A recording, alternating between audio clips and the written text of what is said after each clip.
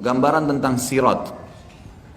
Sirat ini adalah istilah yang digunakan di dalam agama kita, sesuatu yang dibentangkan di atas neraka. Nanti di mahsyar pada saat timbangan amal sudah selesai dan orang-orang kafir sudah dilempar ke neraka, tinggal yang ada di situ di tempat timbangan adalah orang-orang beriman.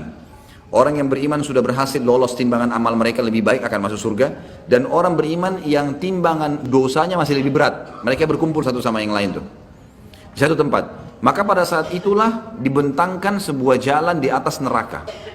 Dibentangkan di atas neraka, kemudian itu yang dikenal dengan sirat. Jalan ini berbeda teman-teman sekalian, bukan jalan biasa. Jalan yang sangat licin, gelap, dipenuhi dengan besi-besi tajam yang akan menyentuh tubuh orang-orang tertentu. Di kiri kanan sirat akan ada malaikat yang siap untuk memotivasi orang-orang beriman untuk lewat. Yang sisi yang kanan, sisi yang kirinya akan menjatuhkan orang yang layak untuk jatuh. Dan ingat, yang lewat di atas sirat adalah orang-orang beriman. Tapi dua golongan, orang beriman yang lolos masuk surga karena di ujung neraka ada surga. Nanti setelah ditimbang amal kita akan lihat surga tuh, tapi jauh. Kita harus lewatin neraka, nggak bisa enggak. Ma minkum illa wariduha. Tidak ada seorang pun kalian kecuali akan melaluinya. Kata ulama tafsir adalah yang maksud orang-orang beriman. Kita akan lewatin neraka, pasti lewat. Dan kita akan melihat bagaimana neraka itu. Panasnya akan kelihatan, teriakan orang, siksaan dan segalanya itu dibentangkan di atasnya. Jadi ibarat kalau bangunan besar, maka ada lubang di atas neraka itu, ada sebuah lubang yang besar yang memang dari situ akan dicemplungin dan dimasukin orang-orang ke neraka, lalu para malaikat memasukkan mereka di pintu-pintu masing-masing dari 7 pintu neraka. Itu akan dimasukkan sesuai dengan siksaan mereka masing-masing, wa na'udzubillah.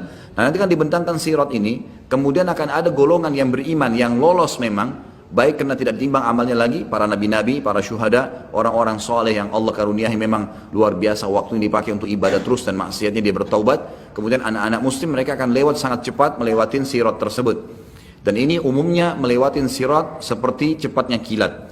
Kemudian akan ada yang cepatnya seperti kuda, menunggangi kuda, ada yang seperti berlari, dan ada yang berjalan dan dia terkoyak tapi selamat, dan ada juga orang-orang yang merangkak dan akhirnya jatuh.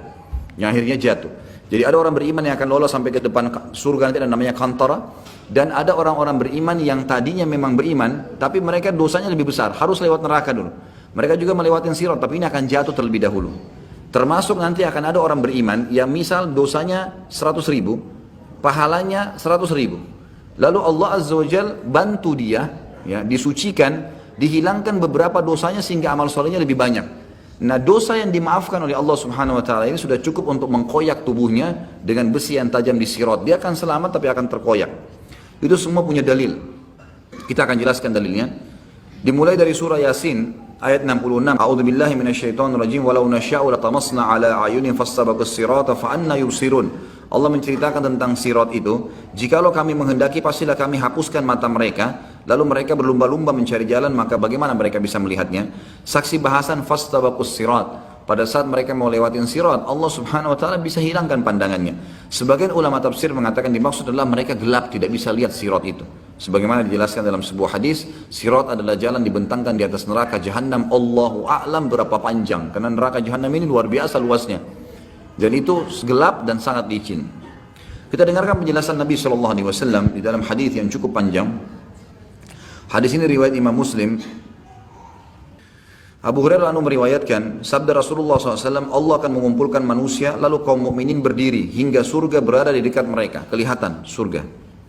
Ini orang mukmin yang lolos masuk surga nanti, atau ada orang mukmin yang masuk neraka dulu, semuanya akan berdiri hingga surga berada di dekat mereka atau kelihatan oleh pandangan mereka. Lalu mereka mendatangi Adam seraya mengatakan, wahai bapak kami, mohonlah kepada Allah agar dibentangkan surga, bukakan surga itu.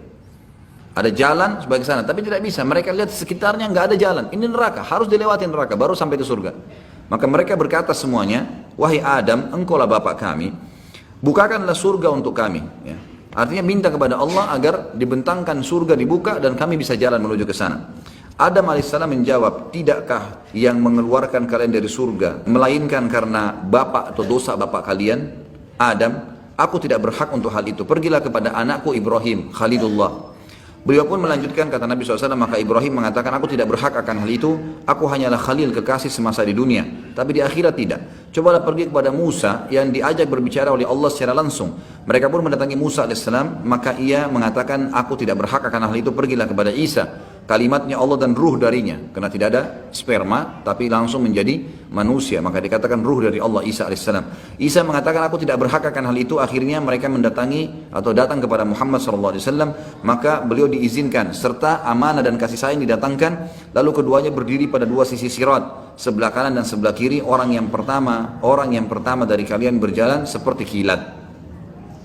Abu Hurairah mengatakan, aku mengatakan ayah dan ibuku sebagai tebusannya wahai Rasulullah. Bagaimanakah jalan seperti kilat itu? Golongan pertama yang lewat itu akan seperti kilat, dan ini para nabi-nabi, para syuhada, yang orang-orang pilihan yang masuk surga tanpa hisab, termasuk anak-anak muslim yang meninggal sebelum balik, mereka akan melewati sirat seperti kilat. Abu Hurairah bertanya memastikannya Rasulullah, bagaimana sih jalan seperti kilat itu? Saya ingin memastikan gitu. Lalu beliau menjawab, apakah kalian tidak melihat kilat bagaimana ia datang dan pergi dalam sekejap mata? Lalu kata Nabi SAW, kemudian ada golongan kedua yang akan lewat seperti burung yang terbang. Dan ada yang ketiga seperti laki-laki yang berjalan cepat. Amal-amal mereka lah yang menjalankan mereka sesuai dengan keadaan tadi. Kalau amalnya luar biasa, mereka seperti kilat.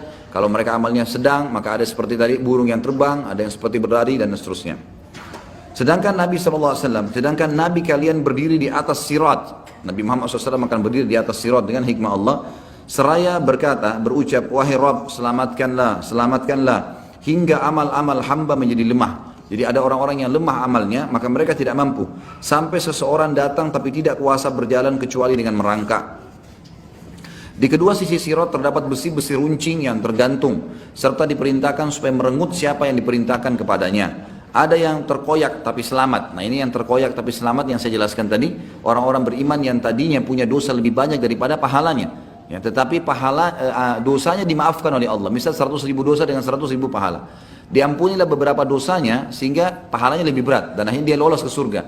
Tapi karena ada dosa tadi yang berimbang itu, atau ada dosa yang lebih dan dimaafkan, ini sudah cukup membuat mereka terkoyak. Tapi mereka selamat. Terkoyak dalam arti kata mereka luka dengan besi-besi yang tajam. Mudah-mudahan tidak termasuk ini. Kita termasuk orang-orang yang awal masuk surga tanpa hisab.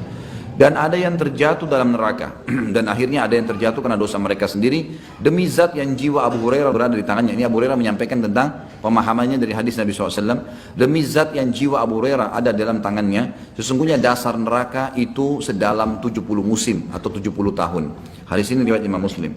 Dari hadis ini kita ambil pelajaran bahwasanya nanti Nabi Muhammad SAW selain memberikan syafaat kubra nanti di hari kiamat untuk Allah datang mengadili manusia, ternyata ada syafaat yang lain di mana Nabi SAW akan diberikan oleh Allah Subhanahu Wa Taala untuk memohon agar dibentangkan jalan sirat di atas neraka dan manusia akan melewatinya, khusus orang-orang yang beriman, baik yang selamat ataupun orang-orang yang akan masuk ke dalam neraka dulu.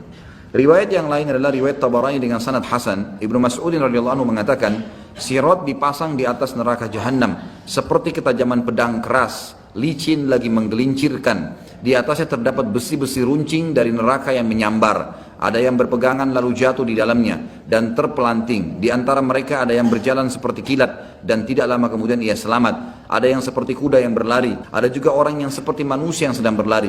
Kemudian ada seperti pria yang sedang berjalan. Kemudian yang terakhir dari mereka adalah orang yang diberi isyarat, ya, yang diberi isyarat oleh neraka. Maksudnya adalah neraka akan dekat sekali dengan dia sehingga dia bisa merasakan panasnya sambil merangkak.